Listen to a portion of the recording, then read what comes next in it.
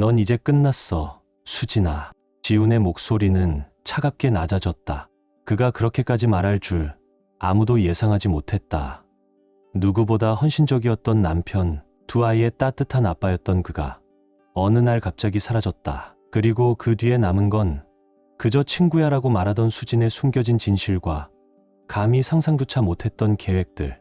사랑했던 사람에게 배신당한 순간 사람은 무너질까? 아니면 그 순간이 오히려 진짜 자신을 깨우는 계기가 될까? 지우는 선택했다. 모든 걸 알게 된 그날 그는 소리 없이 사라졌고 그들의 완벽했던 판타지는 서서히 악몽으로 무너져갔다. 하지만 당신은 아직 이 이야기의 끝을 보지 못했다. 이건 단순한 복수극이 아니다. 사랑, 배신, 정애, 그리고 재탄생에 대한 이야기. 이제 그 치명적인 순간부터 시작해보자. 아내가 그저 친구라 부르던 남자와 바람을 피운다는 사실을 알게 된 후 지우는 아무 말도 하지 않았다. 확실한 증거를 모은 뒤 그는 말없이 사라졌다. 하지만 그가 사라진 뒤 벌어진 일들은 수진과 민석이 결코 빠져나올 수 없는 악몽으로 그들의 달콤한 환상을 무너뜨렸다. 지우는 현대 소나타를 몰며 서울의 조용한 주택가 골목을 지나고 있었다.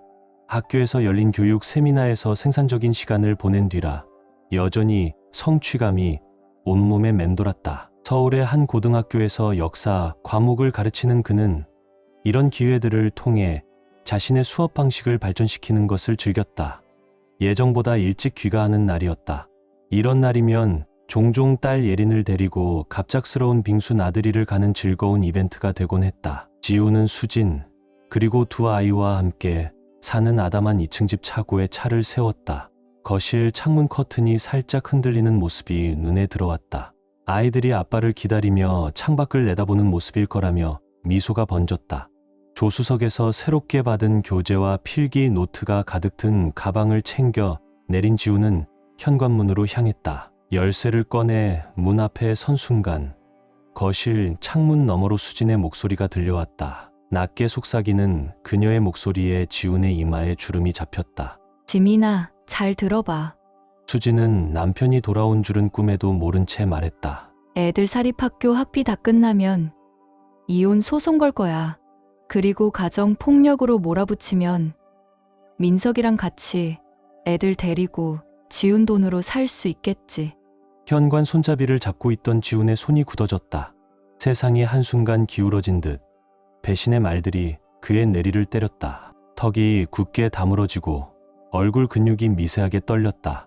잠시 거친 분노가 치밀어 오르며 당장 문을 박차고 들어가 따지고 싶은 충동이 들었다. 그러나 지우는 충동적으로 행동하는 사람이 아니었다. 그는 깊게 숨을 들이쉬며 요동치는 심장을 진정시켰다.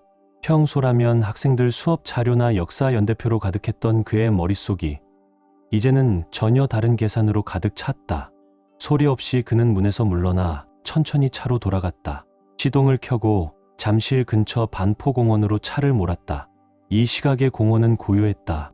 드문드문 조깅하는 사람들과 개를 산책시키는 이들만이 풍경을 채우고 있었다. 지우는 오리 연못이 내려다 보이는 빈 벤치를 찾아 앉았다. 잔잔한 물결에 비친 자기 얼굴을 멍하니 바라보며 그는 떨리는 손으로 스마트폰을 꺼냈다. 잠시 주저하다가 연락처 목록을 열었다. 손가락이 수진 이름 위에서 멈췄다가 천천히 아래로 내려갔다. 대신 은주 변호사의 이름을 눌렀다. 전화 신호가 울리는 동안 그의 머릿속은 쉴 틈 없이 전략을 세웠다. 증거가 필요하다. 자산을 보호해야 한다. 그리고 무엇보다 예린과 아들의 미래를 지켜야 한다. 네, 은주 변호사 사무실입니다. 맑고 단호한 목소리가 수화기 너머에서 들려왔다. 저는 지훈입니다. 차분하지만 낮게 깔린 목소리였다. 급히 상담 예약을 잡고 싶습니다.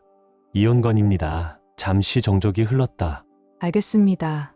지훈님, 은주 변호사님 내일 오전 7시에 일정이 있습니다. 괜찮으신가요? 지훈은 고개를 끄덕이다가 전화를 들고 있다는 사실을 떠올렸다. 네, 좋습니다. 감사합니다. 전화를 끄는 지훈은 연못가를 손을 맞잡고 걷는 젊은 연인을 발견했다. 그들은 무척 행복해 보였다. 그 모습을 보며 문득 수진과 자신도 언젠가는 저런 모습이었을까 아니면 처음부터 환상이었을까 하는 생각이 스쳤다. 어깨를 쭉 펴며 일어선 지우는 차로 걸어갔다. 충격은 서서히 사라지고 대신 차가운 결심이 그의 마음을 채웠다. 피해자가 되지 않으리라. 수진이 자신이 이룬 모든 것을 무너뜨리게 두지 않으리라. 해가 저물 무렵 지우는 집으로 돌아왔다. 잠시 마음을 다잡은 뒤 현관문을 열었다. 집 안에서는 만화영화 소리가 흘러나왔다. 아빠. 6살 딸 예린이가 두 갈래로 묶은 머리를 흔들며 달려왔다. 지우는 그녀를 번쩍 안아 올리며 달콤한 딸기향 샴푸 냄새를 맡았다. 우리 공주님, 오늘 하루 어땠어? 속은 요동쳤지만 목소리는 놀랄 만큼 침착했다. 예린은 유치원에서 있었던 일을 열심히 풀어놓았다. 그 순간 지훈의 시선은 거실 맞은편의 수진과 마주쳤다. 그녀는 다정한 미소를 지으며 다가왔다. 여보, 어서 와요. 가벼운 뺨 인사를 건네며 말했다. 저녁은 1시간쯤 뒤에 준비되어. 지훈은 억지로 미소를 지었다. 좋네. 나 먼저 씻고 올게. 침실로 올라가는 동안 그의 머릿속은 이미 계획으로 가득했다. 긴 밤이 기다리고 있었지만 지금은 여전히 모르는 척하는 남편 역할을 완벽히 해내야 했다. 게임은 시작되었고 지훈은 반드시 승리할 작정이었다.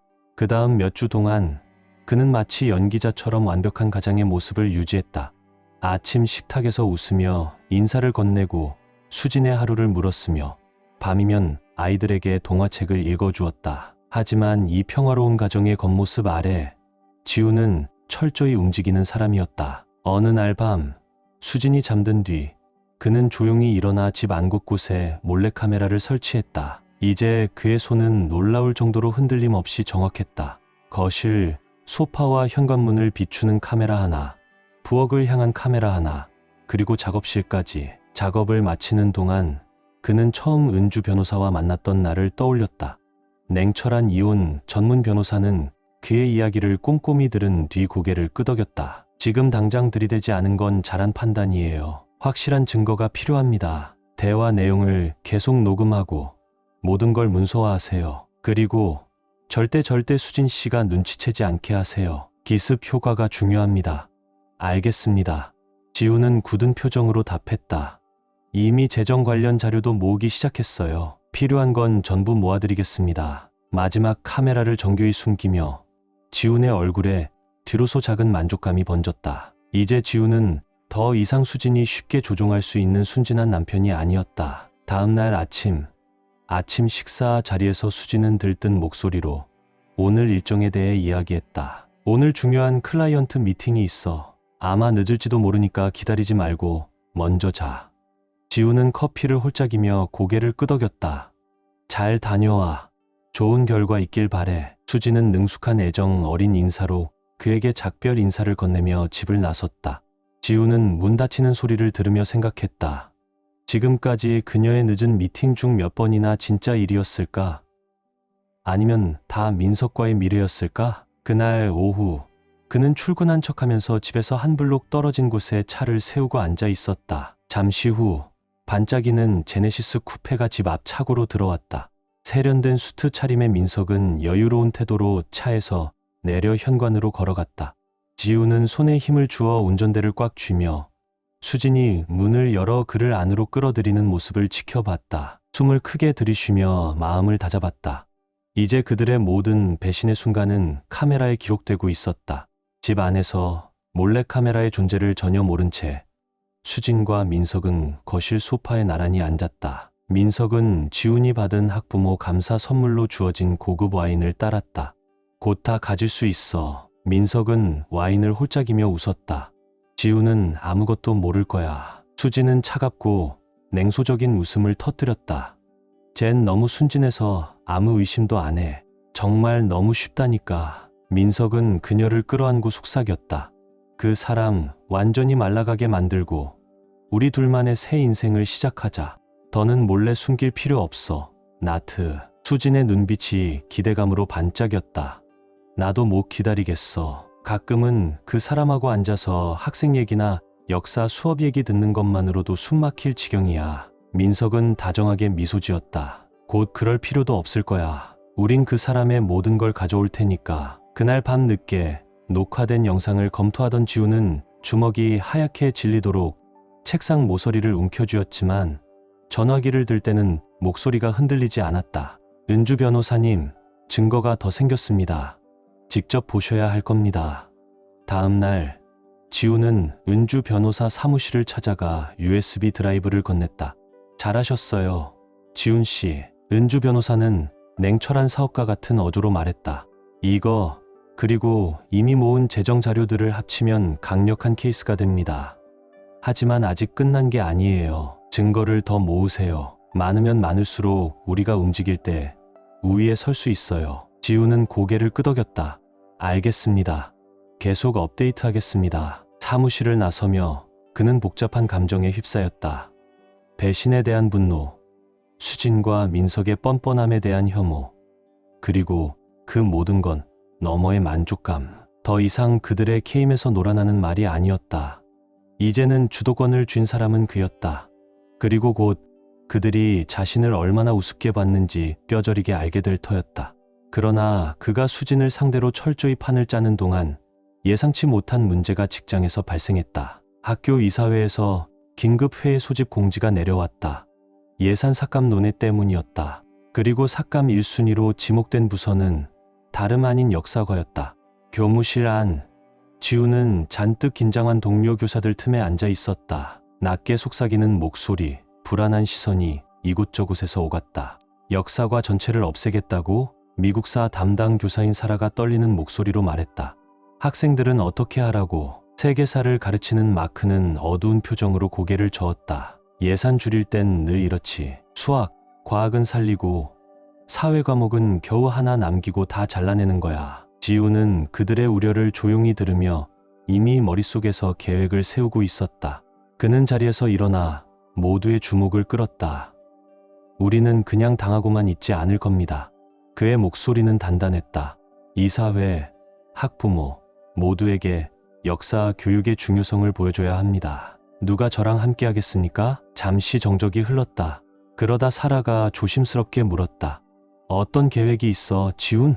지훈은 오랜만에 열정이 다시 살아나는 느낌을 받았다. 집회를 조직합시다. 학부모들을 참여시키고 이사회 앞에서 강력한 발표를 준비해 우리가 무엇을 잃게 될지를 정확히 보여줍시다. 그 다음 며칠 동안 그는 역사과 살리기 캠페인에 온 힘을 쏟았다. 동료들을 모으고 학부모들의 지지를 이끌어내며 이사회 발표 자료를 만들었다.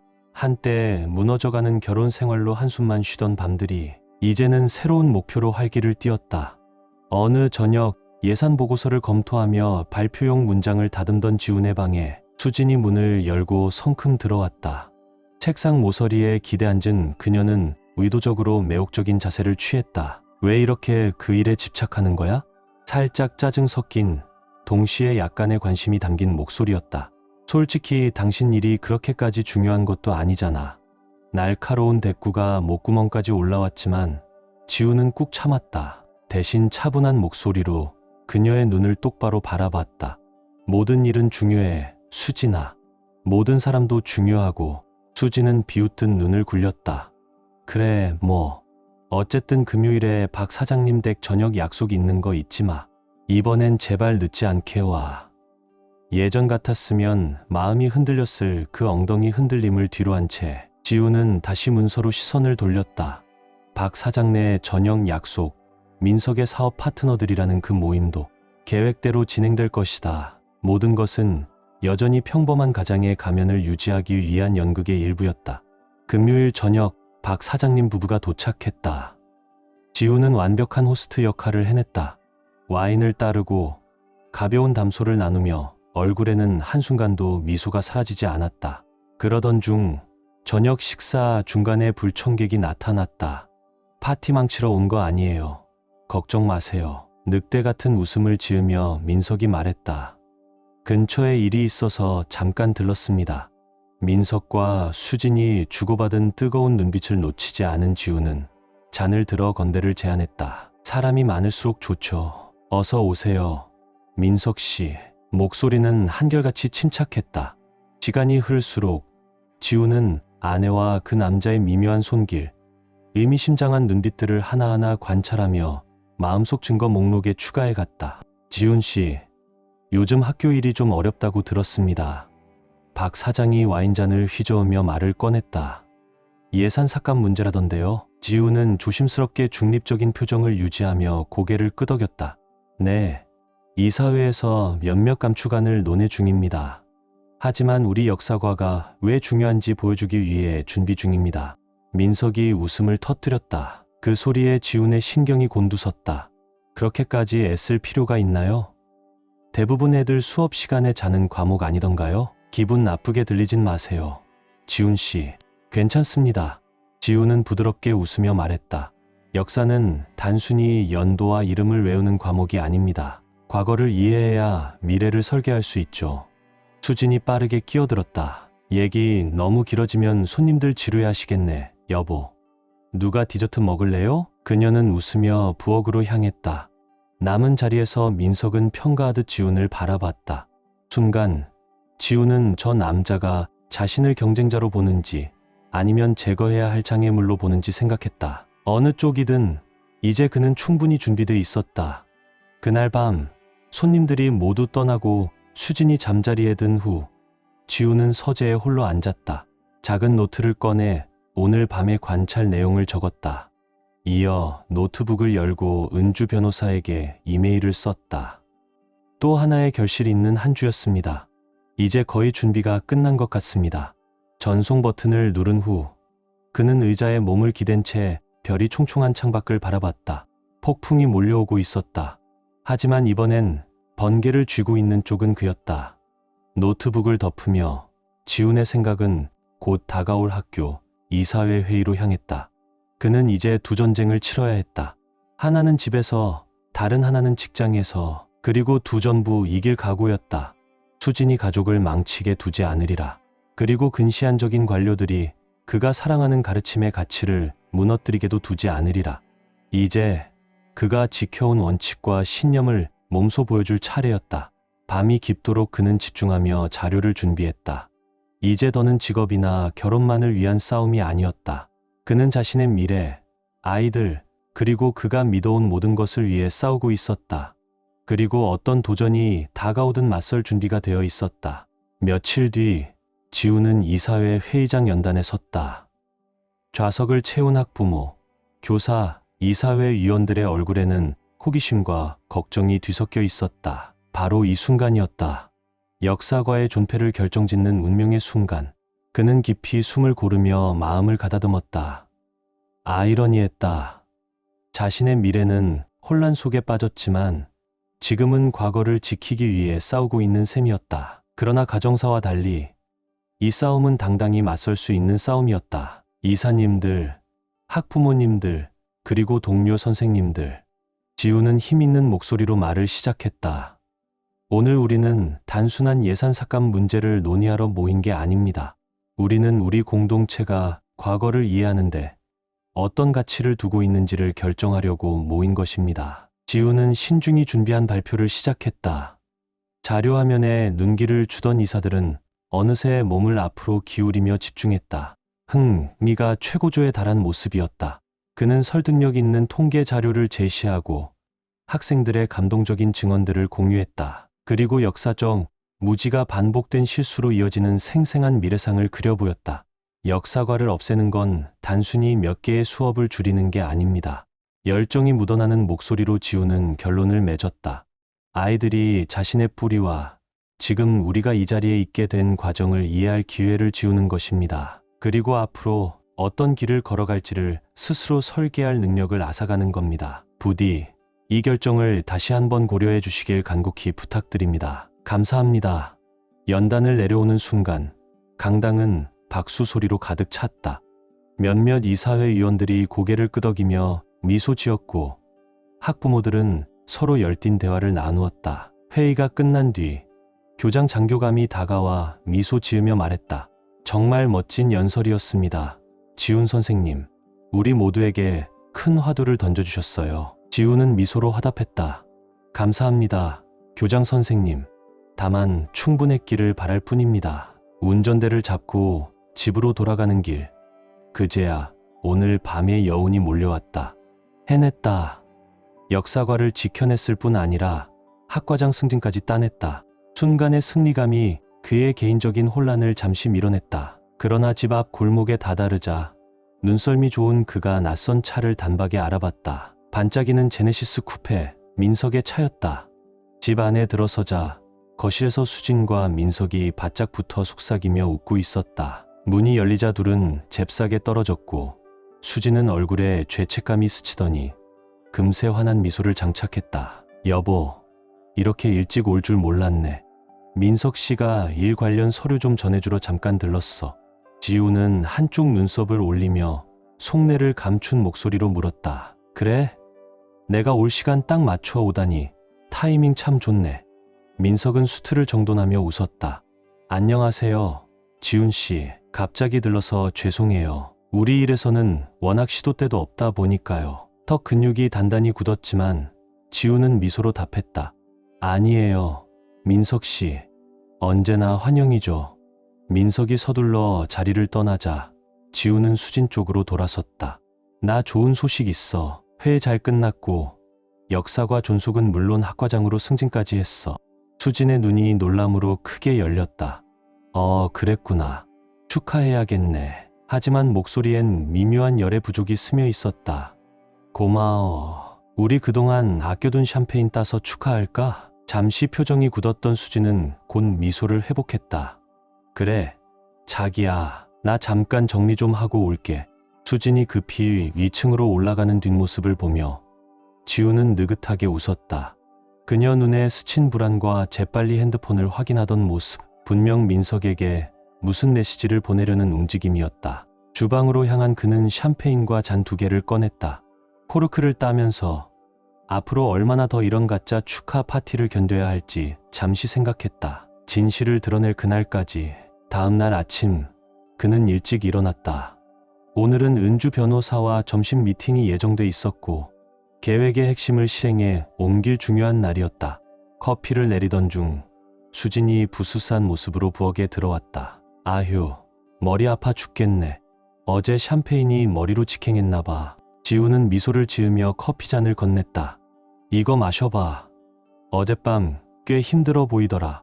혹시 감기라도 걸린 줄 알았어. 지우는 따뜻한 목소리로 말했다. 수진은 시선을 피하며 중얼거리듯 고맙다고 말하고 커피를 홀짝였다.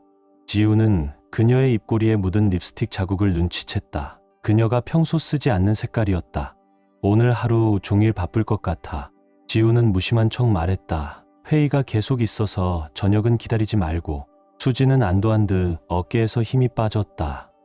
그래, 나도 늦게까지 팀 미팅 있어서 밖에서 대충 먹고 올 거야. 지우는 출근길에 올랐다. 그리고 차 안에서 씁쓸한 미소를 지었다. 그는 수진이 말한 팀 미팅이 정확히 누구와의 약속인지 알고 있었다. 하루는 수업과 행정 업무로 정신없이 지나갔다.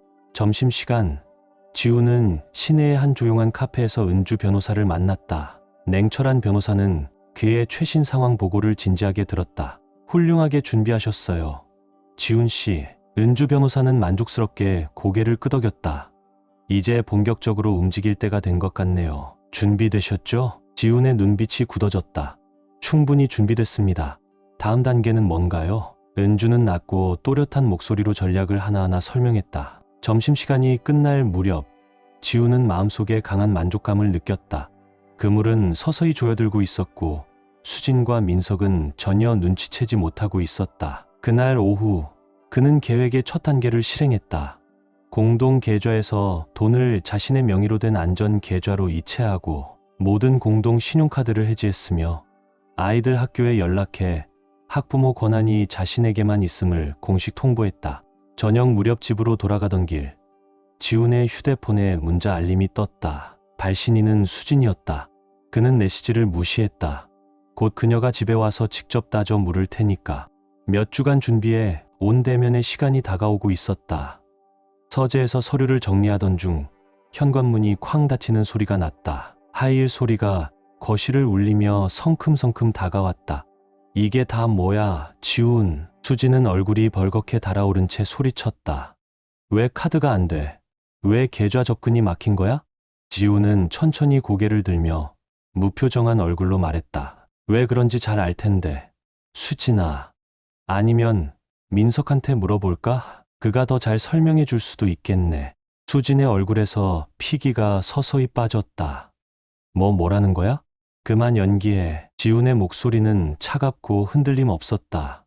난 다 알고 있어. 불륜, 이혼 계획, 그리고 나한테 씌우려던 거짓 혐의들까지. 내가 그렇게 바보일 줄 알았어? 수진의 충격은 금세 분노로 바뀌었다. 내가 감히 날 몰래 감시할 권리 따윈 없었어. 없어. 그녀는 비명을 질렀다. 드디어 분노가 드러난 지훈이 자리에서 일어섰다. 난 그럴 권리가 충분히 있었어. 넌 내 아내잖아. 아니, 민석이랑 몰래 만나는 사이에 그 사실 잊은 거야? 그는 책상 위에 두툼한 서류철을 탁 내려놓았다. 여기 다 있어. 녹음 파일, 사진, 재정 자료, 내가 비밀 계좌로 돈 빼돌린 내역까지 전부. 수진아, 이제 너희 계획은 끝났어. 수진의 시선이 서류에서 지운 얼굴로 왔다 갔다 하더니 점차 상황을 깨달은 듯 눈빛이 변했다. 넌 다 망쳐놨어. 그녀는 이를 악물고 말했다. 아니, 내가 내 손으로 망친 거지. 지훈의 목소리는 차분했다. 변호사랑 이미 얘기 다 끝났어. 곧 연락할 거니까 너도 좋은 변호사 하나 구해두는 게 좋을 거야. 수진은 욕설을 퍼부으며 방을 나가버렸다. 혼자 남은 지훈은 의자에 몸을 맡겼다. 몇 주간 두려워하던 대면은 끝났다. 하지만 그는 알았다. 이제야말로 본격적인 길고 쓰라린 싸움이 시작됐다는 걸. 며칠은 눈코 뜰 새 없이 지나갔다. 지우는 손님방으로 거처를 옮겼고 수진과는 최소한의 접촉만 했다. 그녀는 분노와 교묘한 회유를 오가며 흔들어 보려 했지만 지우는 단단히 버텼다. 어느 저녁 아이들 숙제를 봐주고 있던 그에게 낯선 번호에서 문자가 왔다. 이긴 줄 알아? 아직 끝난 줄 알지 마. 지우는 답장도 하지 않고 메시지를 삭제했다. 민석이 결국 개입할 줄 예상했던 터였다. 그들이 어떤 계략을 꾸미든 상관없었다. 이제 그는 그 어떤 공격에도 맞설 준비가 돼 있었다. 하지만 예상치 못한 건 그들이 계획을 살리기 위해 보여준 집요함이었다. 소문이 학교 안에서 돌기 시작했다. 동료들이 이상한 눈길을 보내거나 그가 들어서면 조용히 수군대던 모습들이 눈에 띄었다. 그리고 마침내 교장 장교감이 부르는 미팅이 열렸다. 지훈 선생님, 솔직히 말씀드리겠습니다. 장교감은 심각한 표정으로 말했다. 선생님에 대한 우려스러운 제보가 들어왔습니다. 학교 역사과 예산을 부당하게 유용했다는 의혹입니다. 지훈의 머리가 빠르게 돌아갔다. 역시 수진과 민석이 이젠 횡령 누명을 씌우려는구나. 어떤 의혹인가요? 그는 침착한 목소리로 물었다. 장교감은 서류철을 밀어주며 말했다. 이 문서에 따르면 선생님이 학과 예산을 사적으로 쓴 기록이 있습니다. 최근 승진하셨으니 이건 꽤 심각한 사안이에요. 서류를 넘기며 지훈의 분노가 점점 차올랐다. 위조 문서 수준이 꽤 정교했다. 미리 예상하지 못했다면 순간 당황했을지도 모른다. 이건 조작된 자료입니다. 그는 단호히 말했다. 스문의 시간만 주세요. 제 결백을 증명할 뿐 아니라 누가 이 일을 꾸몄는지 밝혀내겠습니다. 장교감은 잠시 망설이다 고개를 끄덕였다. 알겠습니다. 지훈 선생님. 선생님은 지금까지 훌륭한 교사였어요. 이번만큼은 믿어보겠습니다. 하지만 증거를 못 가져오면 이해합니다. 지훈은 자리에서 일어서며 말했다. 기회를 주셔서 감사합니다. 교장실을 나서며 그의 머릿속은 이미 반격 계획으로 가득 차 있었다. 학과장이 된 후 모든 재정 기록을 철저히 문서화해 둔 덕에 이제 그 치밀함을 발휘할 시간이었다. 그날 밤 수진이 잠든 사이 지우는 책상 앞에서 밤을 새웠다. 학교 재정 기록을 하나하나 대조하고 예산 내역을 조차 검증하며 자신의 결백을 입증할 뿐 아니라 학교 내부 시스템에 접근할 수 있는 사람이 누구인지 의문을 제기할 포괄적인 보고서를 만들어냈다. 다음 날 아침 그는 교장 장교감과 이사회 앞에서 자료를 제출했다. 증거들은 반박의 여지가 없었다. 지우는 무죄였고 오히려 그를 모함하려 한 시도가 내부자 소행임을 드러냈다. 이거 꽤나 충격적인데요. 한 이사회 위원이 서류에서 눈을 들어 말했다. 지훈 선생님, 우리가 사과드려야겠네요. 그리고 내부 보안에 심각한 구멍이 있는 것 같습니다. 회의가 끝나자 지훈은 어깨 위로 얹혔던 무거운 짐이 조금 내려가는 걸 느꼈다. 하나의 장애물을 넘었지만 전쟁은 이제 시작이었다. 그날 저녁 집에 돌아오자 거실에서 수진이 분노를 애써 억누른 표정으로 발을 동동 구르고 있었다. 내가 그렇게 똑똑하다고 생각하지. 그가 문을 열고 들어서자마자 수진이 독서를 퍼부었다. 감히 나를 함정에 빠뜨렸다고. 어떻게 감히. 지우는 차갑게 그녀를 바라봤다. 난 내 이름 한 번도 언급한 적 없어, 수진아. 그런데 왜 너부터 반응하지? 혹시 양심에 찔려서 그런 거야? 수진의 얼굴이 분노로 일그러졌다. 너 반드시 대가 치르게 할 거야, 지훈. 내가 널 박살낼 거야. 그녀가 욕설을 내뱉으며 방을 나간 후 지훈은 무너져라 의자에 몸을 기대며 한숨을 내쉬었다. 지친 손으로 휴대폰을 꺼내 번호를 눌렀다. 끝났어. 은주 변호사가 전화를 받자마자 그는 말했다. 그들이 나한테 횡령 누명을 씌우려 했는데 내가 다 증명해냈어. 이제 다음 단계는 뭐지? 은주의 목소리는 냉철하지만 만족스러웠다. 잘하셨어요, 지훈 씨. 이제 본격적으로 공격할 차례예요. 이혼 소송을 제기하고 우리가 가진 모든 걸 쏟아붓죠. 전화를 끊고 지훈은 거실 벽난로 선반 위 가족 사진들을 바라봤다. 짧은 시간 동안 너무 많은 것이 변해버린 현실. 하지만 아이들의 환한 웃음이 담긴 사진을 보며 그는 다짐했다. 이 모든 싸움, 모든 잠 못 이룬 밤, 모든 고통은 다 이 아이들을 지키기 위해서였다고. 그리고 그는 어떤 대가를 치르더라도 그 약속을 지킬 것이다. 그동안 그가 느껴왔던 폭풍우는 이제 완전히 터져나왔다. 그러나 더 이상 폭풍에 휘둘리기만 하는 사람이 아니었다. 이제 번개를 쥔 쪽은 그였다. 그리고 그는 벼락을 내리칠 준비가 되어 있었다. 법원 건물이 눈앞에 우뚝 솟아 있었다. 곧 이곳에서 그들의 결혼이 마침내 끝을 맞이할 것이다. 지우는 넥타이를 고쳐 메었다. 습관처럼, 허세가 아니라 의식처럼. 묵직한 오크 나무 문을 밀고 들어서자 은주 변호사의 서류 가방은 판도라의 상자처럼 수진을 향한 결정적 증거들로 꽉 차 있었다. 멀리서 수진과 그녀의 변호사가 다급히 속삭이며 서 있는 모습이 눈에 들어왔다. 한때 거짓된 애정으로 빛나던 수진의 눈은 이제 두려움과 증오가 뒤섞여 있었다. 지우는 흔들림 없는 시선으로 그녀를 바라봤다. 턱을 굳게 다문 채 결연히. 기억하세요. 은주 변호사가 낮게 속삭였다. 오늘은 제가 말할 겁니다.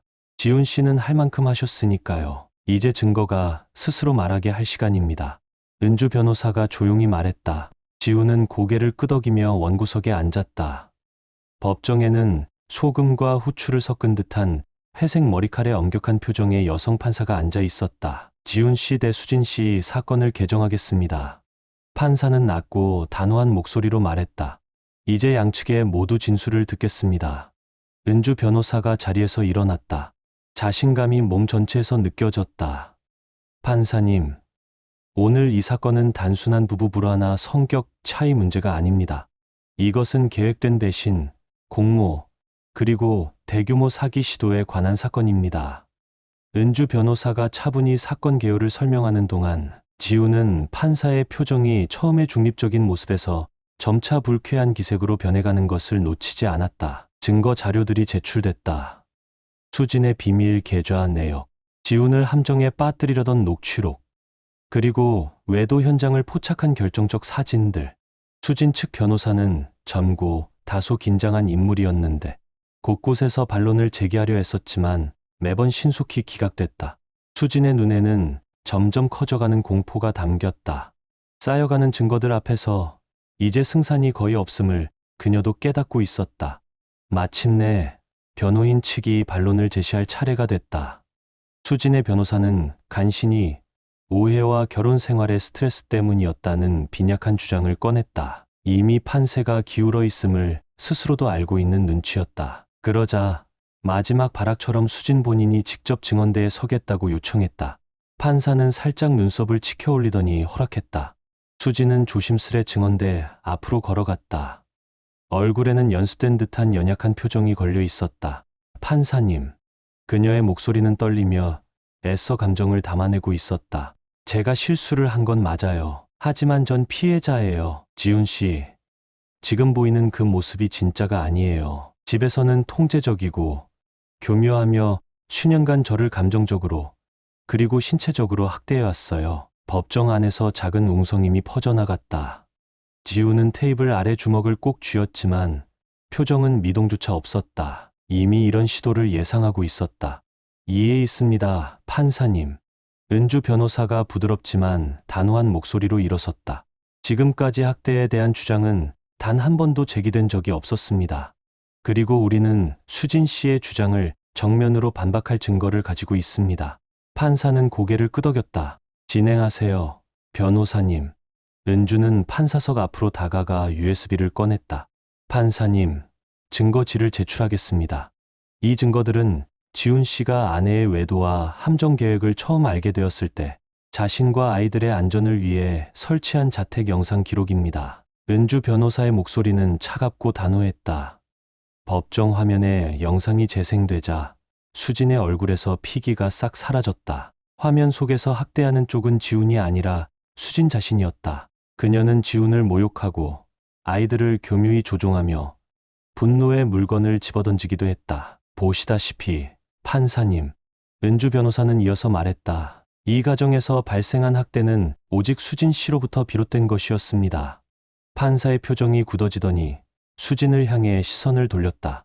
수진 씨, 거짓 학대 혐의 제기는 중대한 범죄입니다. 진술을 철회하시겠습니까? 수진은 무너진 표정으로 고개만 끄덕일 수 있었다. 그 뒤로 진행된 재판은 마치 흐릿한 소용돌이 같았다. 마침내 판결문이 낭독될 때 판사의 목소리에는 수진의 행동에 대한 분명한 혐오가 담겨 있었다. 압도적인 증거를 고려하여 본 법원은 지훈 씨의 간통 및 정신적 학대 사유에 의한 이혼 청구를 인용합니다. 또한 아이들에 대한 전적인 양육권은 지훈 씨에게 부여되며 수진 씨는 양육비 및 위자료를 지급해야 합니다. 판사의 망치 소리가 울리자 지훈은 어깨를 짓누르던 무게가 풀리는 것을 느꼈다. 그는 은주 변호사에게 눈빛으로 감사를 전했다. 감사합니다. 짧지만 진심 어린 한마디였다. 은주는 드물게 미소를 지으며 말했다. 어려운 부분은 당신이 해내셨어요. 전 사실들을 정리했을 뿐입니다. 이제 당신과 아이들을 집으로 돌려보내죠. 법정을 나서며 지훈은 한쪽 구석에 고개를 묻고 주저앉은 수진의 모습을 스쳤다. 순간 후회는 아니지만 어쩌면 연민 같은 감정이 찔끔 스쳐갔다. 그러나 곧 그가 몰락하기를 꾀하던 그녀의 차가운 눈빛이 떠오르자 그 감정은 금세 사라졌다. 햇빛 쏟아지는 법원 계단을 내려서며 지훈은 인생의 다음 장을 준비할 마음이 서서히 차올랐다. 이혼 후 몇 주는 그야말로 변화의 소용돌이었다. 아이들에게 엄마이자 아빠가 되어야 했고 슈퍼마켓에서도 속삭이는 시선들을 견뎌야 했으며 휴대폰은 지지 메시지와 가끔 수진의 악의적 문자를 번갈아 받았다. 어느 화창한 토요일 아침, 지훈은 예린과 과학 프로젝트를 함께 만들고 있었다. 그때 현관 초인종이 울렸다. 문을 열자 그 앞에는 수진의 여동생 지민이 서 있었다. 며칠째 울어 눈가가 벌겋게 부은 얼굴이었다. 지훈 씨? 지민은 속삭이듯 말했다. 어디로 가야 할지 몰라서요. 잠깐 얘기 좀 할 수 있을까요? 잠시 망설이던 지훈은 고개를 끄덕이며 문을 열어주었다. 그들은 주방 식탁에 마주 앉았다. 색색깔로 꾸며진 예린의 과학 프로젝트가 두 사람 사이 작은 장벽처럼 놓여 있었다. 정말 미안해. 지민은 말을 내뱉자마자 또다시 눈물을 터뜨렸다. 난 전혀 몰랐어. 언니가 당신이 문제라고 말했는데 난 바보 같았어. 지훈은 조용히 휴지 상자를 밀어주었다. 너만 속은 게 아니야, 지민아. 지민은 눈가를 훔치며 말했다. 그 전화 통화를 들었을 때 언니가 당신한테 학대당한다고 털어놓는 줄만 알았어. 설마 언니가 직접 다 꾸미고 바람까지 피우고 있었을 줄은 알았더라면. 지훈이 그녀의 말을 이어받았다. 어조는 부드럽지만 어딘가 회의적이었다. 지민은 어깨를 떨구었다. 모르겠어. 알았더라도 난 언니 편을 들었을지 몰라. 그게 가족이니까.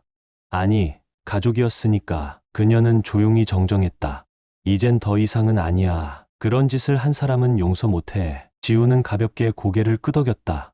누군가와의 관계를 끊는 고통을 누구보다 잘 알았기에 이제 어떻게 할 거야? 그가 물었다. 잘 모르겠어. 하지만 적어도 당신한테 사과는 해야 할 것 같았어. 내가 언니의 계획에 가담할 생각은 없었다는 걸 알아줬으면 해서. 지민이 돌아간 뒤 지훈의 마음속에는 낯선 감정들이 뒤섞였다. 그 사과가 지난 몇 달의 고통을 지워주지는 못했지만 적어도 세상 모든 사람이 거짓된 건 아니라는 작은 위로가 되었다. 그날 밤 아이들을 재운 후 지훈은 서재에서 컴퓨터 화면을 멍하니 바라보고 있었다. 깜박이는 커서가 구동치는 심장처럼 화면 위에서 깜빡였다. 무의식적으로 그는 타자를 치기 시작했다. 배신에 대해, 가장 믿었던 사람이 낯선 사람처럼 느껴졌을 때의 충격에 대해, 자신을 지키기 위해 일어서야 했던 힘에 대해, 단순한 감정 표출이 아니었다. 그는 자신처럼 이런 상황에 놓인 사람들을 위한 일종의 길잡이, 나침반을 만들어가고 있었다. 동이 틀 무렵, 그는 모니터에서 고개를 들었다. 다음 날, 그는 이혼을 겪은 몇몇 동료들에게 연락했다. 커피숍에서 만나 서로의 이야기를 나누고 조언을 주고받았다. 있잖아요. 지훈이 천천히 말했다. 우리 같은 경험을 한 남성들을 위한 지원 모임을 만들어 보는 건 어때요? 거짓 혐의, 가스라이팅, 이런 걸 다 겪은 사람들. 다른 이들이 활짝 고개를 끄덕였다. 그리고 몇 주 만에 그 모임은 실제로 만들어졌다. 지역 커뮤니티 센터에서 점점 늘어나는 남성들이 모여 서로의 경험을 공유하며 작은 힘을 나누었다. 어느 날 모임을 마치고 돌아가는 길, 지훈의 휴대폰 화면에 익숙한 이름이 떴다. 수진이었다. 심장이 살짝 철렁했다. 이성적으로는 받지 말아야 한다고 알면서도 어느새 그는 전화를 받고 있었다. 지훈, 제발 얘기 좀 할 수 있을까? 수진의 목소리는 너무나 작고 거의 알아들을 수 없을 정도로 떨리고 있었다. 우리 이제 다 말했을 텐데. 수진아, 지훈은 차갑게 말했다. 제발, 난 모든 걸 잃었어. 일자리도, 친구들도, 심지어 지민이조차 나랑 말도 안 해. 내가 실수를 했던 거 알아. 하지만 실수. 지훈은 그녀의 말을 끊었다. 목소리는 얼음처럼 차가웠다. 넌 실수를 한 게 아니야, 수진아. 넌 선택을 했지. 날 무너뜨리고 내가 사랑하는 걸 빼앗으려는 계획적이고 의도적인 선택을. 이제 그 선택의 결과를 마주하고 있는 거야. 난 변했어. 제발 한 번만 기회를. 아니. 지훈은 단호히 잘라 말했다. 넌 이미 선택했어, 수진아. 이제 그걸 안고 살아. 전화를 끊자 지훈은 마음속에서 무언가 마지막 실이 끊어지는 듯한 느낌을 받았다. 그는 마침내 과거로부터 완전히 벗어날 준비가 되어 있었다. 몇 달이 흘렀고 삶은 새로운 리듬을 타기 시작했다. 학과장으로서의 일은 점점 인정받았고 그의 혁신적인 수업 방식은 전국 교육자들의 주목을 받았다. 하지만 무엇보다 싱글 아빠로서 아이들과 함께하는 순간들이 그에게 가장 큰 기쁨을 안겨주었다. 어느 쌀쌀한 가을 아침, 지훈은 교실 앞에 섰다. 지식을 나누는 설렘이 온몸을 울리고 있었다. 하지만 오늘의 수업은 조금 달랐다. 오늘 지훈은 단순히 역사를 가르치는 사람이 아니었다. 그는 삶을 가르치고 있었다. 오늘은 그의 목소리가 교실 뒤편까지 고르게 울렸다. 우리가 역경을 마주하고 그것을 이겨내며 더 강해지는 법에 대해 이야기할 겁니다. 학생들은 몸을 앞으로 기울였다. 많은 아이들이 이미 지훈의 이야기를 소문으로 들었을 것이다. 작은 동네에서 비밀은 오래가지 않았다. 하지만 직접 그의 입에서 듣는 건 처음이었다. 역사를 살펴보면 수많은 개인과 사회가 도저히 넘을 수 없을 것 같은 벽을 마주했습니다. 미국 혁명, 시민권 운동, 베를린 장벽 붕괴. 하지만 회복력은 단지 교과서 속 이야기가 아닙니다. 우리 일상 속에서도 키울 수 있는 힘입니다. 지훈은 역사적 예시와 자신의 경험담을 교묘히 엮으며 이야기를 이어갔다. 평소 수업 시간에 졸던 학생들마저 눈을 반짝이며 집중했다. 자신만의 고민을 가진 아이들은 자세를 고쳐 앉고 눈빛에 작은 희망이 깃들었다. 기억하세요. 지훈은 결론을 맺으며 말했다. 역경이 여러분을 정의하지 않습니다. 거기에 어떻게 대응하느냐가 여러분을 정의합니다. 여러분 모두 믿을 수 없을 만큼 강하고 회복력 있는 존재들입니다. 그 누구도 그걸 부정하게 두지 마세요. 종이 울리고 학생들이 교실을 빠져나갔지만 많은 아이들이 자리를 랭그하며 고맙다고 인사하거나 자신들의 이야기를 털어놓았다. 지훈의 가슴 한켠에 따스한 온기가 번졌다. 그저 연도와 사실을 가르치는 것 이상의 의미 있는 일을 하고 있다는 만족감이었다. 그날 오후 짐을 챙기던 중 교실 문을 두드리는 소리가 들렸다. 올려다보니 세련된 정장을 입고 가죽 서류 가방을 든 여성이 서 있었다.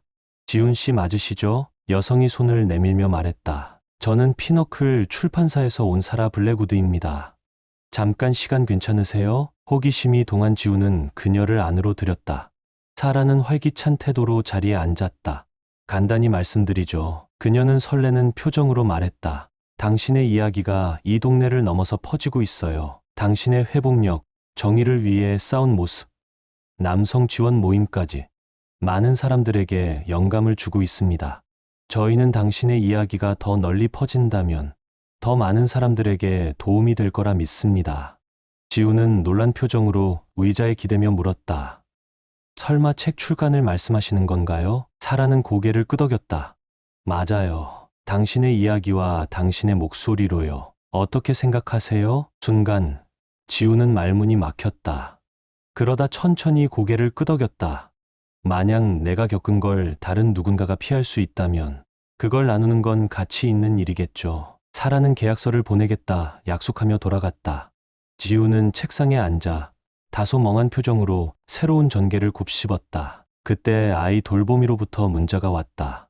아이들 데리러 올 시간이에요. 짐을 챙기며 그의 입꼬리에 잔잔한 미소가 번졌다.